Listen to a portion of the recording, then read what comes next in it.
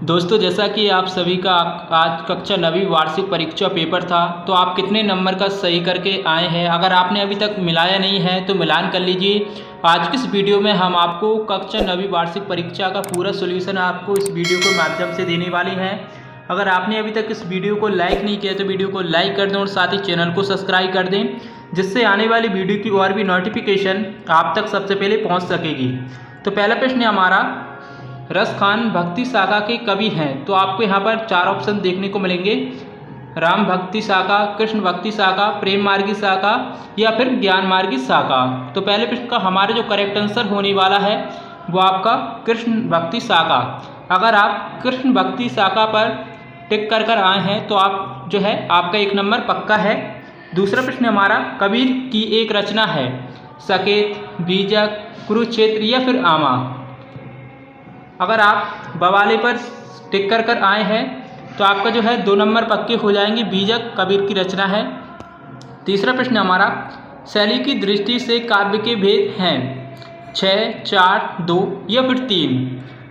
तो तीसरे प्रश्न का हमारा जो आंसर है वो आपका हो जाएगा 3। आपके इसका करेक्ट आंसर हो जाएगा, द वाला आपका करेक्ट आंसर हो जाएगा। मेरे बचपन के दिन पाठ की रचनाकार हैं, हरिशंकर परसाई, महादेवी वर्मा, प्रेमचंद या फिर जाबिर हुसैन। तो चौथे प्रश्न का हमारा जो आंसर होने वाला है वो आपका हो जाएगा महादेवी वर्मा। अगर आपने महादेवी वर्मा पर टिक लगाया है तो आपका सही हो जाएगा। पांचवें प्रश्न हमारा, श्याम भी जाएगा मैं भी हैं, क्रिया, विशेषण, निपात या फिर संज्ञा। तो पांचवें प्रश्न का हमारा जो आंसर है वो आपका निपात हो जाएगा। अगर आपने निपात लगाया है तो आपके 5 नंबर पक्के हैं।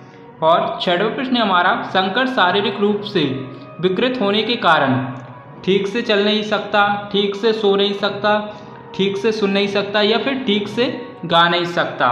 तो छठे प्रश्न का हमारा जो आंसर होने वाला है वो आपका हो जाएगा ठीक से चल नहीं सकता। कबाला आपका इसका करेक्ट आंसर हो जाएगा। इसके बाद में प्रश्न नंबर 2 से आपको रिक्त स्थानों की पूर्ति करना है। पहला प्रश्न हमारा, ग्राम श्री कविता में गांव पर आकाश डैश के समान आच्छादित है, नील है या मेघ है, नीलम है या मेघ है। अगर आपने जो है नीलम लगाया है तो आपका ये 1 नंबर पक्का हो जाएगा। दूसरा प्रश्न हमारा, पत्रों द्वारा पानी पीना पंक्ति में डैश अलंकार है, मानवीकरण अलंकार है या फिर उपमा अलंकार है। अगर आपने मानवीकरण भरा है तो आपका 2 नंबर पक्के हो जाएंगे। तीसरा प्रश्न हमारा, महाकाव्य में जीवन का डैश चित्रण होता है, संपूर्ण चित्रण होता है या फिर आंशिक। तो अगर आपने संपूर्ण पे लगाया है तो आपका जो है सही हो जाएगा। चौथा प्रश्न हमारा, लासा की ओर पाठ में मंदिर में हस्तलिखित डैश पोथियाँ रखी थी, 103 रखी थी या फिर 101 रखी थी। अगर आपने 101 टिक किया है तो आपका जो है सही हो जाएगा। और पांचवा प्रश्न हमारा, रचना की दृष्टि से वाक्य के भेद डैश प्रकार हैं, 3 प्रकार हैं या फिर 4 हैं। तो 3 प्रकार के होते हैं, 3 अगर आपने लगाया है तो आपका सही हो जाएगा। और छठवां प्रश्न हमारा, मेरे नाना पक्के डैश माने जाते हैं, साहब माने जाते हैं या मास्टर। अगर आपने साहब लगाया है तो आपका ये करेक्ट आंसर हो जाएगा।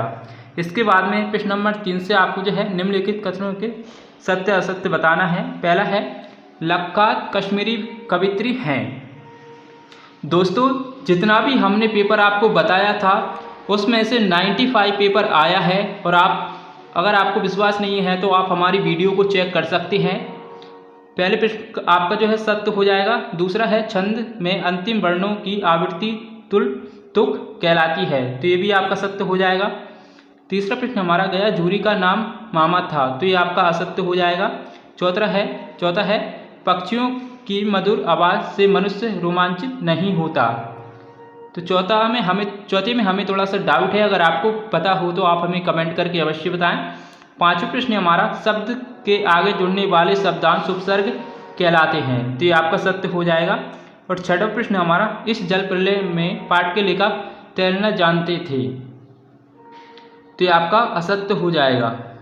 इसके बाद में आपको जो है सही जोड़ी का मिलान करके लिखना है।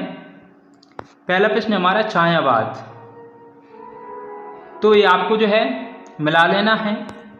और आप यहाँ पर देख सकते हैं जो भी हमने अपने अब प्रश्न नंबर 5 में आपको एक शब्द एक वाक्य में उत्तर देना है। कोहरे से ढकी सड़क पर बच्चे कहाँ जा रहे थे।